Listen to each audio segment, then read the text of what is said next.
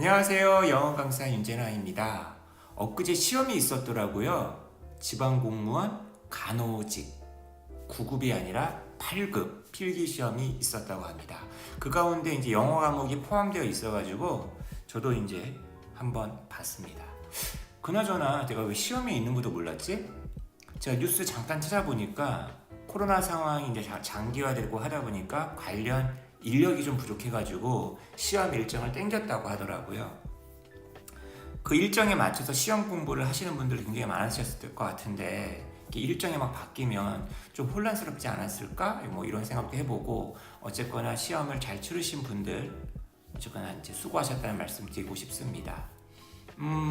제 개인적으로는 공무원 시험 그리고 뭐 국회직 8급 이런 시험에도 늘 관심을 갖고 있던 차였기 때문에 비록 제 개인적으로는 간호직 수험생을 뭐 제자로 둔 적이 단 한 번도 없었지만 8급이라고 하니까 더 호기심이 좀 동했던 것 같기도 합니다.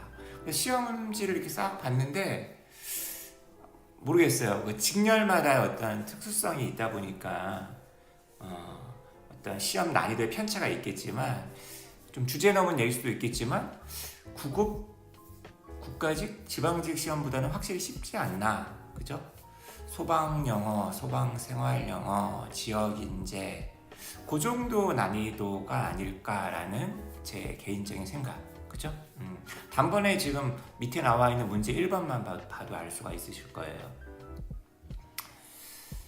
너무 어렵게 공부할 필요는 없지 않나 이런 생각을 해봐요. 그러니까 가끔 이제 공무원 수험생분들이 기본서 같은 거 많이 보시는데 주로 이제 국가직이라든지 지방직에 약간 이제 기준이 되어가지고 공부하시잖아요. 근데 만약에 이런 간호직 8급을 준비하시는 분들이 거기서 치르는 모의고사나 거기서 요구하는 수준의 문법이나 어휘나 이런 것까지 다 공부할 필요는 있을까? 그거는 좀 시간 낭비고 에너지 낭비가 아닐까 이런 생각 많이 해봐요. 퍽이나 거기 그 직렬에서 공부하시는 분들의 공부를 가만히 들여다보고 있을 때에도 너무 지나치다 싶은 게 되게 많았었거든요. 그러니까 확실히 이 간호직 8급 준비하시는 분들은 내가 어느 정도 수준에서 공부를 해줘야 되는지 그거부터 좀 생각을 한 다음에 공부를 하시는 게 맞지 않을까. 추후에 준비를 하시는 분들이라고 한다면 이런 생각을 해봤습니다. 그리고 시험을 가만히 봤더니만 조금 꼼수가 통하는 문제가 굉장히 많았어요. 그러니까 정확하게 영어를 모른다 하더라도 맞출 수 있는 문제들. 그래서 실제로 영어 실력이 좀 뛰어나시는 분들 입장에서는 좀 손해를 본 느낌이 들지 않을까. 나의 영어 실력을 갖다가 유감없이 발휘할 수 있으려면 남과의 격차를 벌리려면 시험이 좀 더 어려워야 되는데 이런 어떤 아쉬움감이 들지 않았을까 싶기도 한데 또 영어를 또 잘 못하시는 분들은 그런 꼼수를 잘 모르시더라고요. 그러니까 그런 꼼수를 보는 거는 오히려 또 영어를 잘하시는 분들의 어떤 그분들을 위한 꼼수였을 수도 있으니까 너무 그렇게 그런데 민감하지 않으셨으면 좋을 것 같습니다. 제가 뭐 이제 총평이라고 좀 한번 살짝 보려고 했었는데 총평이라고 할 것도 없어요. 그냥 무난한 문제. 보세요. 문제 1번만 보시면 지금 제가 방금 언급을 했지만 X로 시작하는 단어들을 쫙 4개 주고서 이제 문제를 냈다는 거죠. 그러니까 이 4개도 다 고만고만하지 않나요? 그죠? 공무원 시험 치고는. 그 다음에 문제 2번은 이제 구동사. 무난무난. 많이 쓰이고 있는 어떤 구동사들. 그 다음에 문제 3번의 어휘 문제도 동의어 문제도 요 정도면 뭐 굉장히 중학교 고학년 문제 수준의 단어가 밑줄에 붙어 있잖아요. 그죠? 그 다음에 고등학교 어휘 수준. 문장의 길이도 길지도 않고. 그죠? 딱 요 정도예요. 어휘도 생활영어도 굉장히 쉬운 편이었고 그 다음에 영작하고 어법이 조금 뭐 어렵다라고 얘기하시는 분도 있었을 것 같아요. 오히려 독해 지문을 좀 더 어려워하시는 분이 있지 않았을까. 하지만 독해 지문의 선택지가 4개다 보니까 그렇게 어렵지 않았을 것 같습니다. 그러니까 제 개인적으로 좀 재밌었던 문제가 12번 제목 문제 좀 할 말이 좀 있고요. 그 다음에 뭐 13번 요 13번 저 개인적으로 너무 재밌었어요. 스프레인과 스트레인의 차이 저 몰랐었는데 이번에 확실하게 구별할 수 있을 것 같습니다. 이거 잠시 뒤에 다음 강의에서 12번, 13번 묶어서 강의 한번 해보면 좋을 것 같아요. 그죠? 아까 제가 말씀드렸던 14번, 15번이 어법 문제였는데 이 정도면 뭐 굉장히 기본적인 문법이었죠. 16번하고 17번도 뭐 그렇게 어렵지 않았어요. 특히 17번 같은 경우가 제가 얘기했던 그런 꼼수가 너무 여지없이 발휘될 수 있는 문제가 아니었나 싶고요. 그 다음에 18번, 그 다음에 19번도 굉장히 쉬운 문제였죠. 글 내용은 굉장히 어려운 내용인데 선택지에 들어가는 게 너무 뻔하단 말이야. 그죠? 저는 여러분들하고 가장 그나마 좀 어려웠을 만한 20번 지문을 여러분과 한번 같이 한번 풀어보는 걸로 하겠습니다. 자, 아직 안 읽으신 분들도 많으실 것 같으니까 한번 20분 한번 읽어보세요.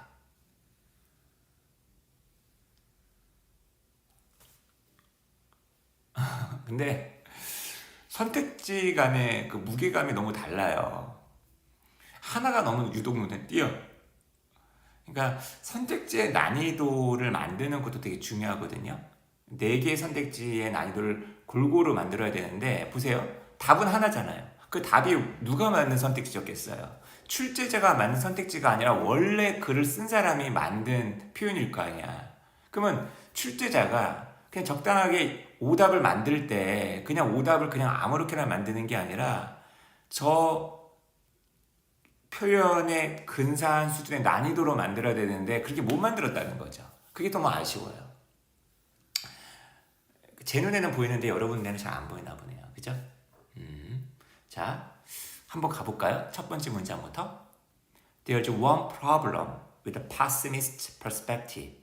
비관주의자란 말은 너무나 유명한 말이잖아. 그죠? 비관주의자. 제가 약간 비관주의자인데 여러분들은 되게 낙관주의자신가요? 비관주의자의 관점에는 한 가지 문제가 있대요. 얘의 그 관점에는 한 가지 문제가 있다는 거야. 이게 무슨 말일까? Progress is taking place everywhere. 진보가 어디에서 도처에서 일어나고 있다는 것이다. 아, 이게 무슨 말이지? 분명히 비관주의자의 생각이 나올 줄 알았는데 이게 문제란 얘기구나. 여러분, 진보가 도처에서 일어나고 있는 거는 좋은 거예요? 나쁜 거예요? 비관주의자는 곧 있으면 기후변화 때문에 지구가 망할 거고 왜 이렇게 인간들은 사악한 인간들로 가득한 거며 그죠? 이건데 보면 그래도 가만히 보면 우리가 막 욕을 막 정치인들 욕 되게 많이 하잖아요. 근데 진보는 막 일어나고 있잖아요. 그죠? 그러니까 이 글을 쓴 사람은 약간 비관주의자를 까고 있는 거예요. 아니 봐라. 진보가 일어나고 있지 않느냐. 그죠? 인류는, humanity는 개선되어 왔다. by many measures. 그래서 measure는 명사로 쓰였죠. 동사일 때는 측정하다잖아요. 그러니까 많은 측정을 하려면 어떤 기준이 있을 거 아니야. 뭐 센티미터든 길이면 뭐 미터, 센티미터. 무게면은 그램, 킬로그램이잖아요. 그게 measure예요. 다양한 도량, 다양한 기준, 다양한 측면. 그죠? 그러니까 많은 measure에 있어서 개선되어 왔다는 거야. 그리고 지금 쫙 그 다양한 measure의 예가 나와 있네요. 그죠? 평균 수명. 학력. 그다음 옛날에는 종교 전쟁 때문에 막 100년 전쟁도 일어나고 막 십자군 전쟁도 일어나고 했었지만 이제는 그런 거 없잖아요. 그죠? 종교적인 관용. 그다음에 뭐 여혐이 어떻고 남혐이 어떻다고 하지만 그거는 부수적인 거고 그래도 많이 예전에 비해서 여자에게도 투표권이 주어지고 여자들도 이제 CEO에 많이 진출을 하고 아직 뭐 모자르긴 하지만 그죠? 젠더 이퀄리티 이거적인 면에서 개선이 되어 왔죠. 그리고 그러나 that success has become the water in which we swim. 그 성공이라는 게 뭐죠? 갑자기 성공이 왜 나온 거지?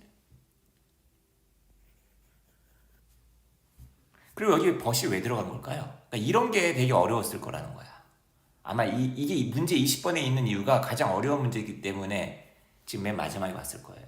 그 성공이라는 건 그 진보를 얘기하는 거겠고 왜 벗이 왔는지 한번 보겠습니다. 그게 우리가 수영하고 있는 그 안에 들어가 수영하고 있는 물이 이게 물이 되었다는 거죠. 그리고 물고기처럼 우리들은 어때요? 그 물을 너무나 당연시 여긴다는 거죠. Take for granted. 그러니까 안 보인다는 거지. 그 물이 성공이 너무 당연하다 여기는 거지. 그러니까 실질적으로 일어나고 있는 진보가 도처에서 일어나고 있는데 안 보이기 때문에 여기다 벗어 썼구나. 이렇게 이해를 해야겠죠. 다시 말하면 이 프로그레스란 말하고 동일한 게 더 석세스고, 더 석세스랑 동일한 게 바로 여기 나와 있는 더 포저티브입니다. 더 플러스 형용사. 무조건 복수부터 형용사만 있는 건 아니에요. 우리가 그 더 포저티브를 갖다가 너티스해요, 너티스하지 못해요. 너티스하지 못하죠. 알아차리지 못하지. 왜? 당연하게 간주하니까. 영어는 계속 이렇게 꼬리에 꼬리를 문다니까요. Take for granted가 바로 fail to notice예요. 그러다 보니까 우리 두뇌는 어떻다는 거예요. 자연스럽게 강조하겠죠. 부정적인 측면을. 그러니까 윤재라 너가 비관주의자인 거야. 비관주의적인 마인드 버리라고. 신경 어떤 생리학자인 릭 헨슨이라는 분이 그의 2013년도의 책인 Hardwiring Happiness라는 책이 있나 봐요. 저도 이 책 찾아봤어요 한번. 정말 있는 책인지 궁금해가지고 있더라고요. 이분이 설명했던 것처럼 그의 책에서 우리 인간은 뭐에 초점을 맞추는 경향이 있다? 보세요.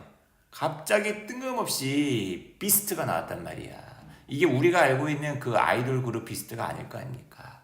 짐승 아니야. 짐승 가운데도 아주 야만스럽고 그냥 이빨에서 침이래 피를 막 뚝뚝 흘리고 있는 그 야수, 맹수, 포식자를 가리키는 거 아니야. 갑자기 포식자가 왜 나오는 거야? 부정성을 지금 얘기하려고 하는 거겠지. 우리는 부정적인 건 나쁜 새끼, 나쁜 놈 여기에만 집중을 하도록 만들어져 있다는 거예요. 얘네들이 어떤 녀석이에요? 저기 깊은 곳에 여전히 이렇게 바깥에 나와 있는 거야. 지금 여러분은 지금 동굴 안에 있는 그 약간 사람이고요. rather than 뭐가 아니라 약간 뭐랑 뭐를 비교하고 있는 거죠? 여기 나와 있는 온하고 여기 나와 있는 온이 지금 포커스에 걸리는 거구나. 우리가 길들이 이거 보세요. 순한 양, 순한 돼지, 뭐 순한 소, 그죠? 강아지 이게 이런데 우리가 길들였었던, 그죠? 긍정적인 거, 진보 이런 데에다가 초점을 맞추는 게 아니라 맹수, 부정적인 거, 그죠? 나쁜 거 여기 초점 맞춰왔다는 거야. 근데 여기 뒤에 바로 뒤에 벗이 나왔네요. 그러니까 이 사람이 지금 얘기하고자 하는 바가 이제 주제가 이제 주장 같은 게 나와줘야겠죠. 연습을 하면 우리는 삐리리 할 수가 있다는 거야. 부정적인 것에 너무 치우치지 말아라. 이 비관주의자야. 너희들 충분히 연습 안 하면 빈칸할 수 있어. 그러니까 긍정적인 쪽으로 돌아설 수 있다는 얘기니까. 긍정적으로 돌아가는 게 뭡니까? 무기력하고 되게 걱정이 많고 이런 걸 느끼게끔 남겨진다? 이건 되게 부정적인 상황에 남겨져 있는 거겠고. 3번은 뭐죠? 우리의 옵티미즘, 낙관주의를 갖다가 추구하는 걸 완전히 피해? 이것도 완전 반대인 거고. 2번, 비관주의적인 관점에 서서히 적응해가? 이것도 아닌 거고. 긍정적인 거 고르라니까요. 도와준다, 우리의 두뇌가 준다, 사역식 동사죠. 좋은 거가 뭐야? 진보, 긍정적인 거다, 포저티브, 석세스, 그죠? 여기에다가 무엇과 똑같은 무게? 왜 갑자기 똑같은 무게가 왜 나오는 거죠? 우리는 나쁜 것에 초점을 맞추는데 나쁜 것에 50을 주면 좋은 거에도 50을 주란 얘기죠. 우리 두뇌가 이 좋은 것에 좀 약간 좀 신경을 쓸 수 있게끔 도와줄 수 있다라는 거예요. 그래서 이제 헨슨의 이런 충고가 이거죠. 우리가 어떤 좋은 이야기 들으면, 그죠? 그리고 우리 인생에서 무언을 성취하면, 아니면 그냥 여러분이 어딘가에 있는 걸 발견하는 거야. 아름다운 장소, 누구와 함께, 여러분이 사랑하는 사람과 함께. 그런 곳에 있으면 뭐 하라는 거예요? 제발 걱정은 좀 붙들어 매고 즐기라고. deliberately, 의도적으로. 아까 연습하라고 그랬잖아요. 그죠? 고의적으로 여러분의 마음을 쫙 편안하게 휴식을 취하게 하래요. 그 경험에. 그리고 그 경험하고 그냥 쭉 가래요. 딴 생각하지 말고 걱정 좀 하지 말고. 알겠습니까? 아, 나도 이렇게 살아야 되겠어. 단 몇 번? 1번. 이 정도가 가장 어려운 문제였다고 한다면 간호직 8급 문제들이 어땠는지 다 알 수 있는 거 아닙니까? 자, 여러분 다시 한번 별거 아닌데 그 후속 강의와 관련해서 한번 얘기 한번 해볼까? 여러분 하드 와이어링 해피니스라는 게 책 제목이죠. 저 릭 한슨이라는 사람이 어떤 생각을 갖고 있는 사람인지 알잖아. 야, 우리 좀 낙관주의적인 생각을 가져보자. 우리의 두뇌를 낙관적인 생각을 갖게끔 연습해보자 이거잖아요. 이 사람이 책 제목을 저렇게 왜 하드 와이어링 해피니스라고 했을까요? 여러분 하드 와이어라는 단어 아세요? 저 단어를 알고 있는 분하고 모르고 있는 분을 갖다가 구별하게 만드는 시험이었으면 정말 더 좋았을 것 같은데, 하드 와이어란 단어만 보자마자 두뇌로 갔으면 아주 끝장날 텐데. 여기 하드 와이어 목적어 해피니스잖아요. 행복을 우리 두뇌 속에 박아 넣으라는 거예요. 아예 그냥 우리의 장기 기관처럼 머릿속에 회로에 박아 넣으라는 거야. 고정시키라는 거야. 영원히. 그게 하드 와이어예요. 하드 와이어링 해피니스. 행복을, 긍정적인 걸 여러분 머릿속에, 통 속에 집어넣어라. 이게 하드 와이어링 해피니스입니다. 어때요? 저 제목만 갖고도 이 문제 맞출 수 있겠죠? 그러니까 저렇게 제목을 지었다는 얘기는 제목을 잘 지었다는 얘기예요? 못 지었다는 얘기예요? 끼깔나게 제목을 잘 지었다는 얘기잖아. 제가 지금 이 얘기 왜 드리는 거예요? 이번 시험에 12번인가? 그 제목 문제 때문에 그러는 거예요. 왜 제목을 그따위로밖에 못 짓느냐. 나랑은 다르게 지었을 것 같은데. 자, 우리 그 제목 문제로 다시 한번 돌아가 봅시다.